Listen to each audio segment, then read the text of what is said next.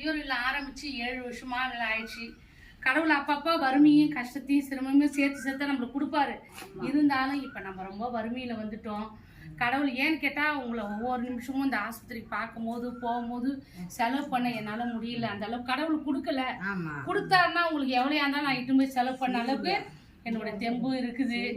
ஆனாலும் உங்களுக்கு மாத்திரை மருந்து வாங்கக்கூட உங்களுக்கு சாப்பாட்டுக்கு நான் பார்க்கறதா இவங்களை மாத்திரை மருந்து வாங்குறதா ஆஸ்பத்திரி கொண்டு போகிறதான்னு எனக்கு தெரியல. கடவுள்கிட்ட தான் நான் ஒப்படைக்கிறேன். ஒவ்வொரு உள்ளவங்க இந்த உலகத்தில் இருக்கிறாங்க பார்க்குறவங்க எல்லாரும் நம்மளுக்கு கடவுள் தான். நம்மளுக்கு கடவுள் நேராக வர மாட்டான், யாருடைய மனித மூலியமாக வரும். ஒவ்வொருத்தருக்கும் கடவுளும் கிட்ட நம்ம கேட்குறோம். எல்லாரும் பார்க்குற உள்ளங்கள்லாம் இவங்களுக்கு ஒரு ஆஸ்பத்திரி செலவுக்கோ சாப்பாட்டுக்கோ உங்களால் முடிஞ்சது ஒரு 10 ரூபாயோ இல்லை 1 ரூபாயோ நீங்கள் சேர்த்து எங்களுடைய இந்த ஜிபே நம்பரில் நீங்கள் போடலாம்.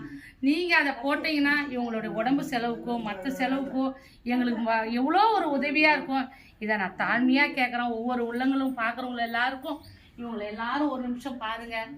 இவங்களுக்கெல்லாம் வேறு எதுவும் பெருசாக எதிர்பார்க்கலங்க. இருக்கிற வரையும் அவங்க உடம்பு நல்லா இருக்கணும், அவங்க பசியை தீர்க்கணும்.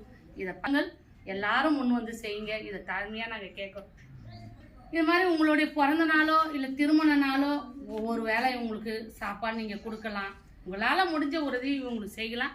இதையும் நாங்கள் தாழ்மையாக கேட்குறோம். நீங்கள் முன் வந்து இதை செய்யுங்க. பார்க்குறவங்க எல்லாரும் தான் நீங்கள் செய்கிறது தான் இவங்களுக்கு பிள்ளைங்களாம் நினச்சி நீங்கள் செய்யணும்.